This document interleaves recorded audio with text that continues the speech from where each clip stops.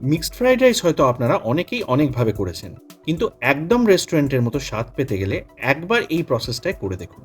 একটাও স্টেপ কিন্তু মিস করলে চলবে না। যাই হোক, welcome back to cook with a Bong, আর আমি সৌরভ।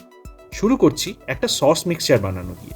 নিয়ে নিচ্ছি dark soya sauce 1 teaspoon, oyster sauce নিয়ে নিচ্ছি 1 টেবিল স্পুন, আর নিয়ে নিচ্ছি জল 2 থেকে 3 টেবিল স্পুন।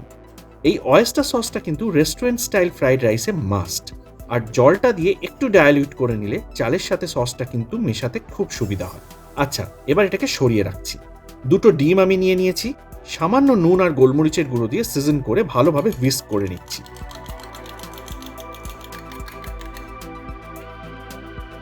এবার একটা প্যানে আমি 2 থেকে 3 টিস্পুন তেল নিয়ে নিয়েছি।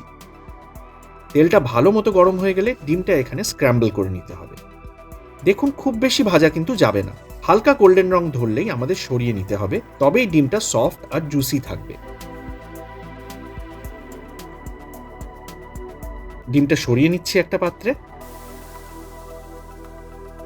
আচ্ছা, ওই সেম প্যানে আরো 1 থেকে 2 টিস্পুন তেল গরম করে নিচ্ছি। এবার আমি নিয়ে নিচ্ছি 100 গ্রাম মতো চিংড়ি মাছ। এটা আমি আগে থেকেই কেটে পরিষ্কার করে রেখেছি। এটা সতে করে নেব সামান্য একটু নুন আর গোলমরিচের গুঁড়ো দিয়ে।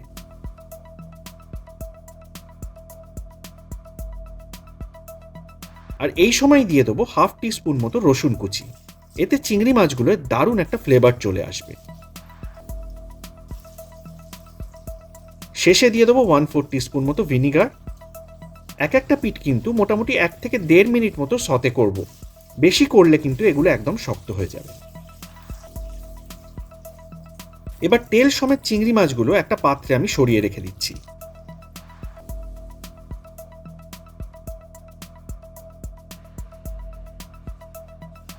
এরপর একটা আলাদা ওকে আমি 4 টেবিল স্পুন মতো তেল নিয়ে নিয়েছি।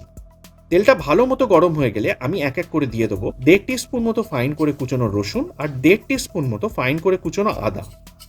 এই মোটামুটি 10 থেকে 15 সেকেন্ড মতো হাই ফ্লেমে এটাকে নাড়াচাড়া করেই আমি দিয়ে দেবো 200 গ্রাম মতো বোনলেস চিকেন, যেটাকে আমি আগে থেকেই ছোট ছোট স্ট্রিপসে কেটে রেখেছিলাম। হাই ফ্লেমে এটাকে আমাদের ততক্ষণ নাড়তে হবে যতক্ষণ না রংটা চেঞ্জ হয়ে সাদাটে মতো হয়ে আসছে।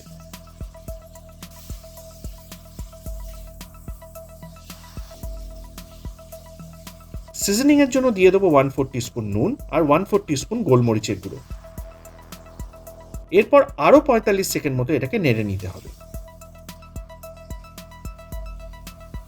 আর তারপর আমি এখানে দিয়ে দিচ্ছি খুব ফাইন করে কুচনো পেঁয়াজ 1 কাপ। একদম হাই ফ্লেমে এটাকেও আমাদের 2 মিনিট মতো নেড়ে এক এক করে আমি দিয়ে দেবো 1/4 কাপ করে ছোট ছোট করে ডাইস করে নেওয়া গাজর আর বিনস। এই দুটোকেও মিনিট 1.5 মতো হাই ফ্লেমে নেড়ে আমি দিয়ে দেবো 1/2 কাপ ফাইন করে কুচনো বাঁধাকপি।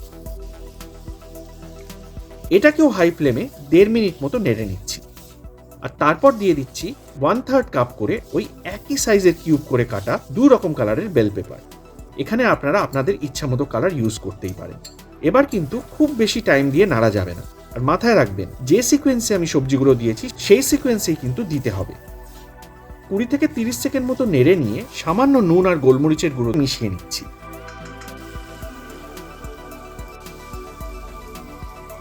আচ্ছা, এবার আমি 4টে কাঁচা লঙ্কা ছোট ছোট করে কুচিয়ে 3 টিস্পুন মতো ভিনিগারে ভিজিয়ে রেখেছিলাম, সেখান থেকে কিছুটা দিয়ে দিচ্ছি। এতে দারুণ একটা চাইনিজ ফ্লেভার চলে আসবে সবজিগুলোর মধ্যে।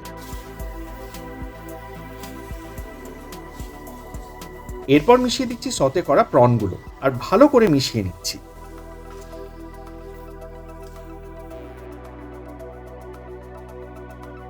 1 কাপ চালের বাসমতি চালের ভাত আমি 1/2 কাপ নুন দিয়ে আগে থেকেই করে ফ্রিজে রেখে দিয়েছিলাম। এবার সেটা মিশিয়ে দিচ্ছি। এই সময় স্বাদ মতো নুন আমাদের দিয়ে দিতে হবে। আর দিয়ে দিচ্ছি এক এক করে 1 টিস্পুন এমএসজি, 1/4 টিস্পুন গোলমরিচের গুঁড়ো, বাকি চিলি ভিনিগারটা, আগে থেকে বানানো সস মিক্সচারটা আর স্ক্র্যাম্বলড এগটা। আচ্ছা, এক্ষেত্রে এমএসজিটা কিন্তু অপশনাল, কিন্তু রেস্টুরেন্টের মতো স্বাদ আনতে গেলে কিন্তু এটা দিতেই হবে। ভালো করে হাই ফ্লেমে এবার আমাদের সবটা মিশিয়ে নিতে হবে। দেখুন, আমি ঠিক যেভাবে মেশাচ্ছি এইভাবেই মেশাবেন, এতে চালগুলো ভাঙবে কম।